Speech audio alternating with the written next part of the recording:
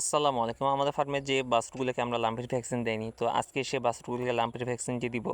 আর এই ভ্যাকসিনটি আমরা সংগ্রহ করেছি মূলত আমাদের যে প্রাণী সম্পদ অধিদপ্তর আছে সেখান থেকেই। আর একটা জিনিস মাথায় রাখতে হয়, সেটা হচ্ছে যে কোনো ভ্যাকসিন বা মেডিসিন ব্যবহার করার ক্ষেত্রে তার যে ডেট, সেই ডেটটা ঠিক আছে কিনা সেটা বারবার চেক করে নিতে হয়।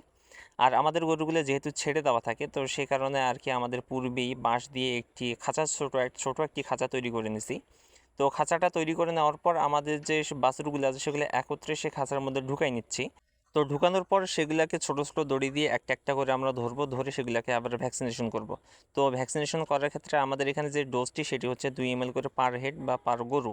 আর এগুলো চিহ্নিত করার জন্য এখানে আমরা কাদা ব্যবহার করতেছি, কেননা এর আগে আমরা রং ব্যবহার করতাম। তো আর রং ব্যবহার করার ক্ষেত্রে একটা বেশি প্রবলেম হতো, সেটা হচ্ছে যে রংটা পরবর্তীতে উঠতে চাইতো না। আর কাদাটা ব্যবহার করার ক্ষেত্রে একটা হয় কি, আমরা গোসল করে দেওয়ার পর সঙ্গে সঙ্গে সেগুলা কাদাগুলো উঠে যায়।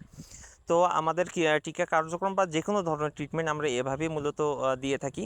তো এগুলোকে টিকা দেওয়ার পর আমরা যে কাজটি করব সেটা হচ্ছে যে খাবার স্লাইন বা ইলেকট্রোলাইট যে স্লাইনটি আছে সেই স্লাইনটা আমরা এদেরকে দিয়ে দিব। সেক্ষেত্রে তাদের যে পানি শূন্যতা সেটা দূর হয়ে যাবে। তো আমাদের জন্য অবশ্যই দোয়া করবেন এবং আমাদের ফার্মে এ ধরনের তথ্যের জন্য আমাদের পেজটিকে অবশ্যই ফলো করে রাখবেন। আসসালামু আলাইকুম রহমতুল্লাহি ওয়া বারাকাতুহু।